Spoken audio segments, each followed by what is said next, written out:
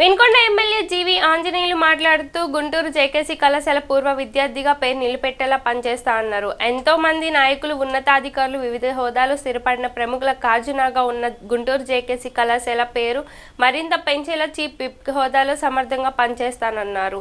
సామాన్య రైతు కుటుంబంలో జన్మించిన తాను ఈ స్థాయికి ఎదగడానికి కారణం కళాశాలలో నేర్పిన క్రమశిక్షణ, సాంప్రదాయాలు, గురువుల ఆశీస్సుల వల్లే సాధ్యమైంది.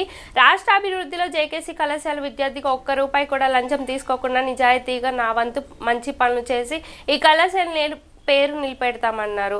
ఈ కార్యక్రమంలో ఆంధ్రప్రదేశ్ డీజీపీ ద్వారకా తిరుమలరావు మరియు మన్నప్ప మోహన్ కృష్ణ తదితరులు పాల్గొన్నారు. ఈరోజు ఈ కళాశాలలో ప్రిన్సిపల్గా మన గోపి గారు ఇక్కడే స్టూడెంటు, అలాగే మన లెక్చరర్స్ కూడా చాలామంది నా క్లాస్మేట్స్, ఇట్లా సీనియర్స్ జూనియర్స్ కూడా ఇక్కడే చదివి ఇక్కడే వాళ్ళందరూ లెక్చరర్స్గా ఉంటాం, ప్రిన్సిపల్గా ఉంటాం. వాళ్ళందరినీ చూస్తే నాకు చాలా ఆనందం వేస్తుంది.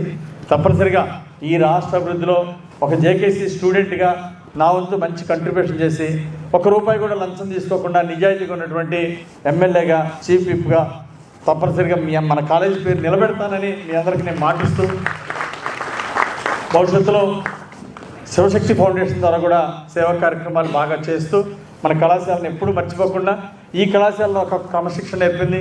ఇక్కడ ఉన్నటువంటి గురువులు నాకు మంచి సాంప్రదాయాలు, మంచి మోటివేషన్ ఇచ్చారు. గురువుల ఆశీస్సులతో నేను ఈ స్థాయికి వచ్చాను.